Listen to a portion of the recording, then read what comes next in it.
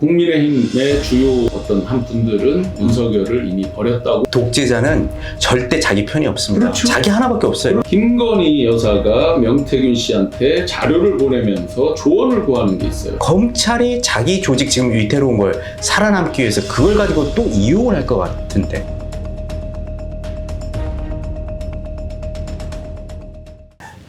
자, 이제 명태균 얘기를 좀 해보도록 하겠습니다.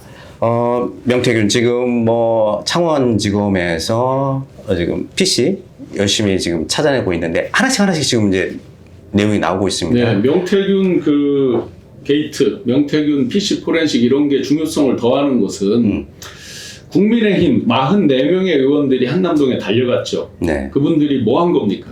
윤석열을 보호하러 간 겁니까? 본질적으로 보자고요.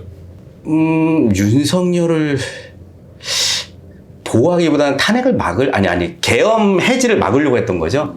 저는 전혀 다르다고 생각합니다. 네. 자기 정치, 자기 장사를 하러 간 분들이 대부분이라고 생각합니다. 어떻게 그렇게 해서 이미 국민의힘의 주요 어떤 한 분들은 윤석열을 이미 버렸다고 확신합니다. 또 실제 이제 체포되고 파면 국면으로 가면 빛의 속도로 더 완전히 손절하고자 한다. 그건 어디에서 우리가 답을 찾을 수 있냐면 예. 어게인 2017, 2018을 한번 보세요. 2016년부터 시작해서 탄핵 국면이 오고 2017년 3월에 탄핵이 됐잖아요. 예. 그러면서 뭐라 그랬습니까? 신처럼 정말 우상처럼 받들던 박근혜 대통령에 대해서 우리 보수 진영이 당신 때문에 초토화된 거예요. 당신 때문에 보수 다 죽어. 네. 라는 식으로 하면서 막 끊어버리죠. 그러면서 홍준표라는 사람을 후보로 뽑고 그 어려운 와중에 24% 잘 얻었어 라고 하면서 계속 우경화가고 나중에 극우화되고 부정선거를 지속적으로 주장하던 황교안 전 총리 같은 사람이 이제 대표가 되죠. 예. 이런 과정들을 해서 이상하죠. 점점점 우경화하고 자기들끼리 그들만의 리그가 되죠. 그래서 제가 어게인 2017 지금 똑같은 양상으로 흘러가죠. 점점 다 극우로 치우치는 말들을 하죠. 근데 한 가지 차이점이 있어요. 그때는 이제 대통령을 버렸지만 네. 지금은 윤석열을 버리지는 않았단 아니죠. 말이에요. 버렸기 때문에 지지율이 올라오죠. 안 버렸으면 올라올 수가 없죠. 지금 현재 똑같습니다. 여론조사에서 국민의힘이 상당히 많이 올라왔단 말이에요. 그거는 이렇게 해석하면 틀림없을 것 같습니다. 데드캣 바운스인데 고양이가 떨어질 때도 한 번에 탁 떨어지는 게 아니라 툭 하다 툭 치다가 다시 떨어지죠. 보통 네. 주가 떨어질 때 보면 이제 예. 나오듯이. 그런데 이들이 학습 효과라는 게 있잖아요. 학습 효과는 좋은 쪽도 있고 나쁜 쪽도 있어요. 나쁜 쪽의 학습 효과도 학습 효과입니다. 어게인 2017 그때 해서 속절없이 무너졌더니 다시 일어나려니까 힘들더라. 네. 그래서 저항하는 힘이 있는 거예요. 그런데 일반인의 상식으로 보세요. 박근혜 탄핵 때와 지금을 비교하면 저울질을 딱 저울에 달아보세요. 국민 가슴에 총칼을 겨눴어요. 계엄이라고 하는 듣도 보도 못한 45년 만에 일들이 생겼어요. 네. 웬만한 사람들은 그걸 겪어본 바가 없어요. 45세 언더에서는 알지를 못해요. 그렇죠. 이런 무서운 일이 생겼어요. 제가 엊그제 페이스북에 하나 썼는데 딱 질문 하나만 던지면 답이 나옵니다. 44명 그리고 원외당협위원장 여러 명 갔죠? 당신과 당신 가족들 가슴에 총을 들이대는데도? 라고 물으면 우리 편이라 총 안 들이댄다고요? 한동훈 사살 못 봤어요? 한동훈은 남의 편이에요? 남의 편을 대표로 뽑은 거예요? 독재자는 절대 자기 편이 없습니다. 그렇죠. 자기 하나밖에 없어요. 그렇죠. 네.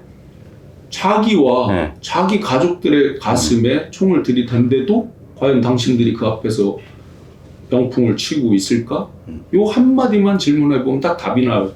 거창하게 여러 용어를 사용하지 않더라도 아주 간단한 일상의 것만 물어봐도 답이 나오는데, 그래서 저는 빛의 속도를 이미 버렸다. 그거는 뭐냐? 자기 재선, 3선, 4선 가는데 거기에서 찍히는 게 그 극렬하게 추종하는 일부 세력 있잖아요. 태극기가 아닌 성조기와 그 성조기 모자를 쓰고 휘두르고 하는 몇몇 일부 극단적인 분들이 있잖아요.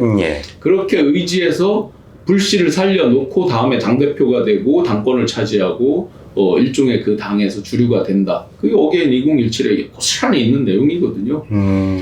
그런 거에 집착해서 그렇지 결코 윤을 보호하기 위해서 가지 않았다. 그래서 이제 이들이 벌써 민주당에서 지금 조기 대선 얘기한 사람 있습니까? 없습니다. 불문율처럼 하지 않아요. 예. 지금은 탄핵 국면이에요. 네. 그런데 조기 대선 누가 얘기했어요? 이미 대선 출마 선언한 거나 마찬가지인 세 분이 있죠. 홍, 오, 이. 이미 다 언론을 통해서 막 얘기를 했죠. 예. 홍은 이미 대선 출마 선언을 한 셈이에요. 이런 말을 했어요. 본인이. 장이 서는데 장돌뱅이가 물건 팔러 안 나가냐는 말을 했어요. 출마 선언한 거죠. 예. 이미 사실상.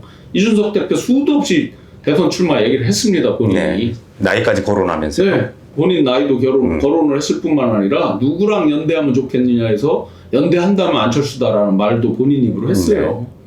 다 아무도 이야기하고 있지 않은 조기 대선 얘기를 했어요. 오 시장도 비슷한 맥락의 이야기들이 있었죠. 자, 그러면 뭡니까? 그 전제는 뭐예요? 윤석열 탄핵 파면이죠. 이미 버렸잖아요. 안 버리고서 그 얘기를 했다면 뭐예요, 이게? 앞뒤가 안 맞잖아요. 자기들이 탄핵은 막아야 된다 하고 조기 대선 얘기했다. 앞뒤가 다 뜨거운 아메리카노, 뜨거운 아이스 아메리카노 같은 얘기죠.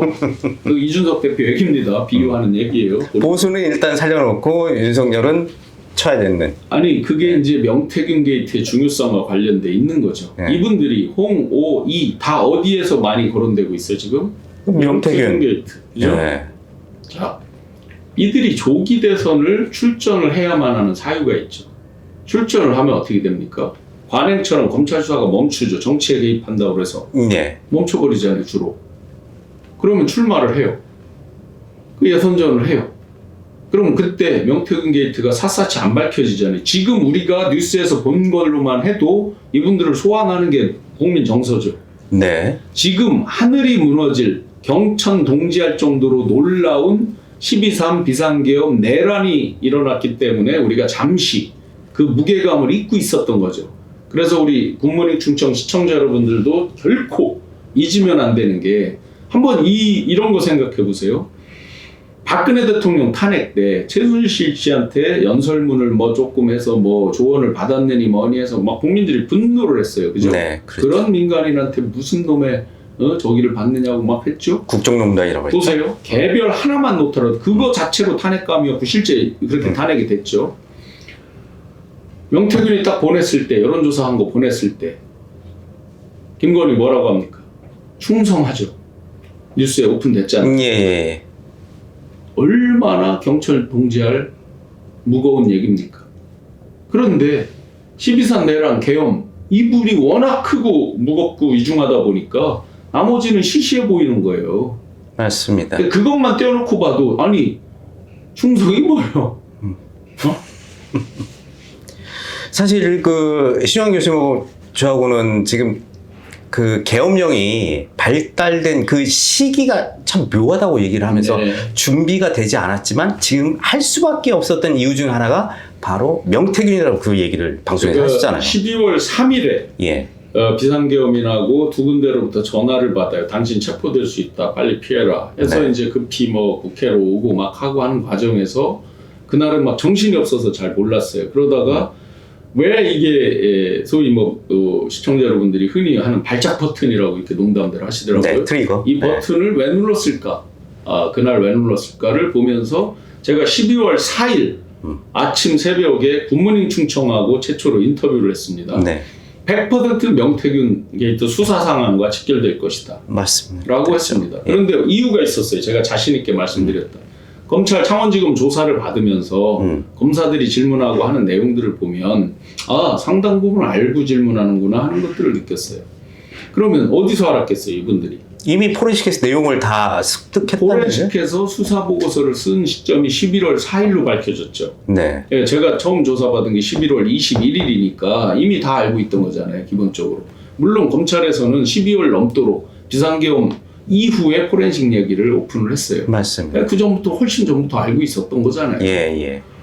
그렇기 때문에 그러면 기존에 우리가 관례로 보면 대검에서 민정수석실 등등을 통해서 대통령한테 다 보고가 안 되냐고요. 공유가 안 되냐고요. 그럼 이거 큰일 났다. 이런 거 막 터져 나오는데 법률적인 거, 국정을 수행하면서 나오는 예를 들어 법률적 위반 이런 거보다도 네. 이들이 창피해서 말 못할 내용들이 너무나 많았던 거죠. 예를 들어 아까 충성. 예. 지금 이 내란 비상계엄으로 그걸 안 했다고 하고 이게 없다는 전제에서 명태균 씨한테 충성하는 거 한번 나와봐요. 어땠을까요? 국민 정서가. 여사가. 그걸로도 난리가 났겠죠. 네. 지금 워낙 큰 게 오니까 지금 네. 무덤덤해졌어요. 무감각해졌어요.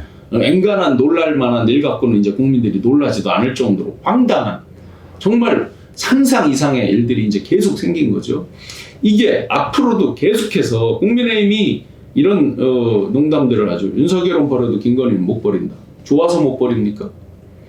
어차피 체포되고 탄핵 파면이 되는 순간 빛의 속도로 버려요. 보수를 망가뜨렸다 당신이 하면서 막 밟아요. 네. 김건희는 좋아서가 아니라 계속해서 창피한 게 나오면서 계속해서 선거에 발목을 잡는 거예요. 예. 그래서 못 버리는 거죠. 그 단적인 예가 뭐예요? 김건희 특검 198표였죠 지난번에. 맞습니다. 2표만 더 하면 특검 통과된다 했죠. 그 뒤에 했을 때 얼마 전에 196표로 떨어졌죠. 이렇습니다. 못 버리는 거예요. 그러면 이거에 오히려 198에서 196으로 떨어질 때는 뭐겠어요? 관련자가 너무 많으니까 그 사람들이 다시 돌아서는 거죠. 자기 살기 위해서. 통과되면 자기가 죽으니까. 김건희 특검이 통과되는 순간 보세요. 얼마나 창피한 일이 많이 일어나겠어요. 더군다나 그러면 명태균, 김건희만 조사합니까? 명태균 지금 거론된 거 뭐 김종인, 명태균, 이준석, 뭐 명태균 누구 여의도 연구원장 지상욱 뭐 다 조사할 거 아니에요. 하다 보면 홍준표 뭐 박형준 씨 것도 보도된 게 있죠. 다 조사할 거 아닙니까?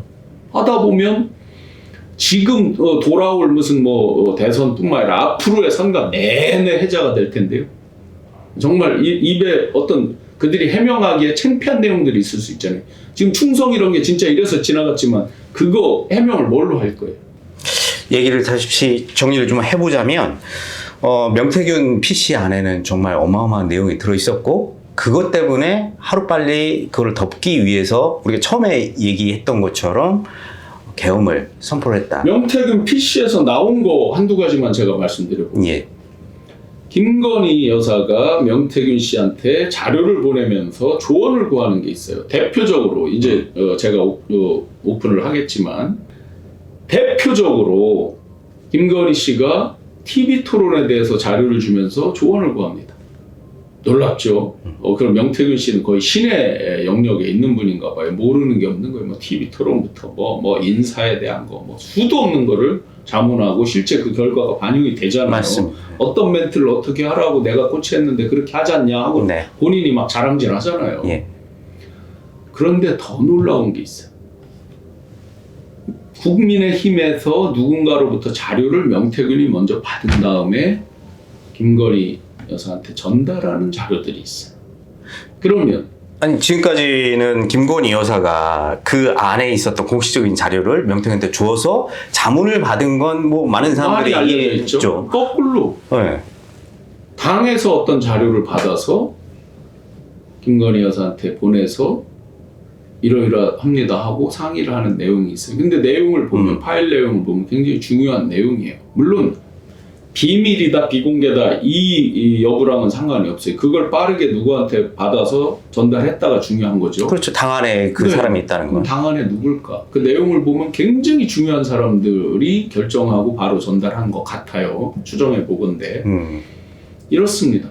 뒤집어 보면 김건희, 명태균이는 단선 구조만 생각했는데 그게 아니라 당내에 그 당시에 선대 캠프 그리고 당내에 굉장히 유력한 속된 말로 빨대가 명태균 빨대가 꽂혀 있었다라고 볼 수 있겠죠.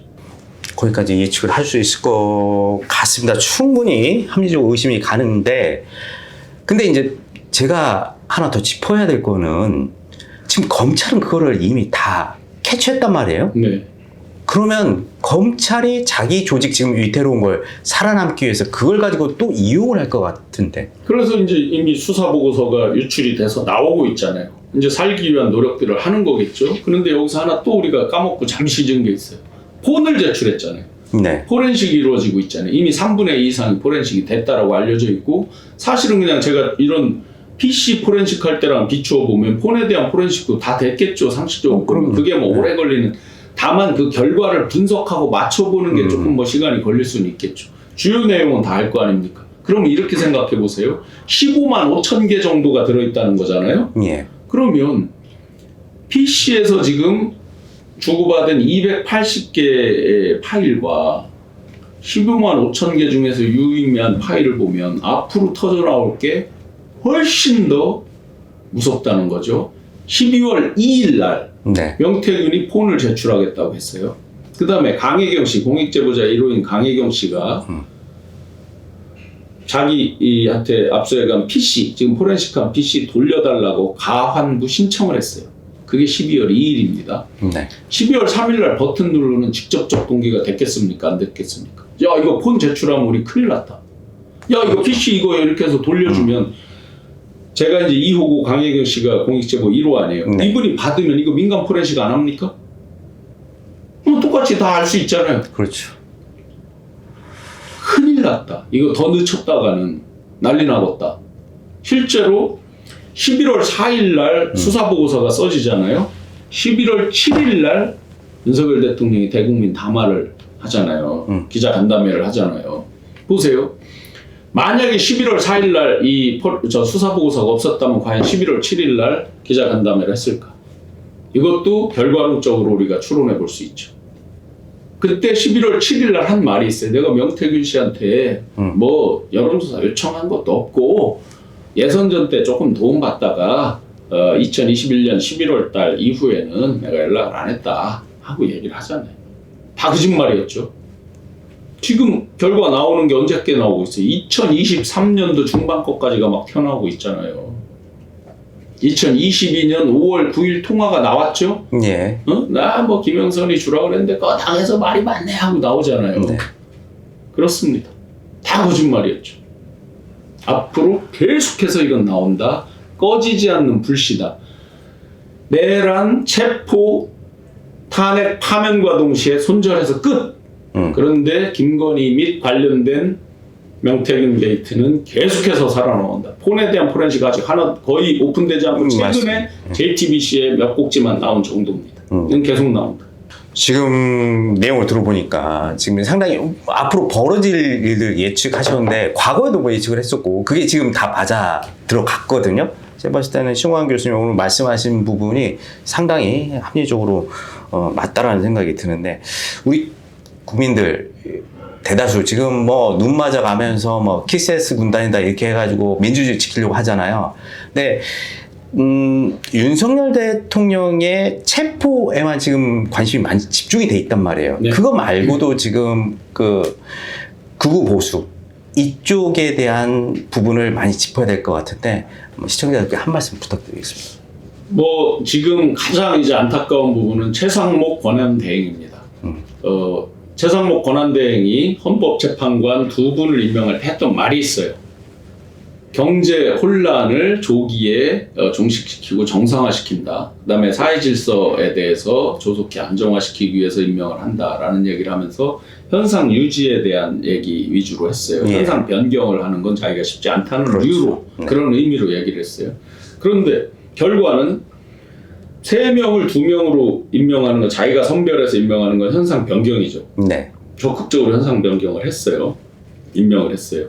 황당하죠. 대통령도 그거는 3명에 2명을 고를 권한이 없어요. 근데 권한 대행은 그렇게 했어요. 네. 또 한 가지는 자 지금 계속해서 온 국민들이 화가 나 있고 왜 정상적인 합법적인 법 집행에 대해서 이렇게 불법적으로 막느냐 이거잖아요. 핵심이잖아요. 이게 또 우리의 민주주의 대한민국을 끌고 갈 수 있는 골격이자 근간이 되는 거 아니에요. 그런 질서를 지키지 않으면 이 사회는 바로 혼돈의 시대, 아노미의 시대가 되는 거 아닙니까?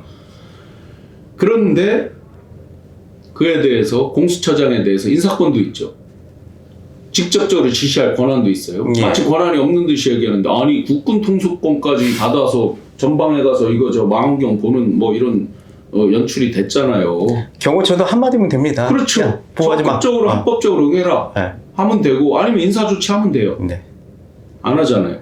그거 하나로 이렇게 혼란이 길어져요. 다른 얘기 아무리 미사여구를 애매하게 늘어 놓아도 나중에 가서 다 조사 대상이다 라고 생각이 됩니다. 그래서 이제 국민들이 정말 안타깝게 그 찬바람 눈을 맞아가면서 그 추위에 엄동설안에 정말 그 분노와 어떤 열정, 열망을 그 한남동에서 불태우셨는데 아마 지금 이 장면을 보고 계실 때 체포가 되고 있을 수도 있겠습니다. 정말 안타까운 마음으로 보셨던 모든 국민들 그 가슴 절절한 마음들 이제 모아서 앞으로 가는 대한민국, 미래로 가는 대한민국에 힘을 합쳐야 되는데 문제는 건건이 부정선거를 주장하면서 대한민국 체제에 대해서 거꾸로 종북 전체주의니 뭐 황당한 말을 늘어놓으면서 거꾸로 국정의 발목을 잡은 사람들이 있어요. 그게 극우 소위 자기들끼리는 민주 세력이라고 하는 분들이죠. 앞으로도 마찬가지일 거예요. 그래서 다시 한번 국민들의 총화 뜻들이 모여져서 정말 미래로 가는 대한민국을 만들기 위해서 새로운 출발선상에 우리가 서 있다라는 마음으로 같이 이 체포가 끝이 아니라 이제 새로운 시작이 또 되는 거죠. 그래서 한 번은 정리할 건 정리하고 다시 대통합을 하고 미래로 가야 되는 출발선이 곧 온다. 코앞에 있다. 이런 마음으로 다시 새로운 희망을 싹 틔우고 2025년 힘차게 전진했으면 좋겠습니다. 네, 오늘 말씀 감사합니다. 참 보면은 이제 정치라는 게 이제 본질을 아는 게 쉽지가 않습니다. 그런데 이제 저희 이제 기자들도 마찬가지고요. 옆에 이제 정치인분들도 마찬가지입니다. 여기서 딱 본질을 볼 수 있는 건 딱 하나인 것 같습니다. 자기의 욕심을 내려놓고 정말 대한민국의 민주주의가 발전하기 위해서 무엇이 꼭 필요한가라고 하면 우리의 길이 보이는데 저희는 앞으로도 계속 그 길이 뭔지 찾아가도록 하겠습니다. 저희는 다음 시간에 다시 또 뵙겠습니다. 고맙습니다. 네, 고맙습니다.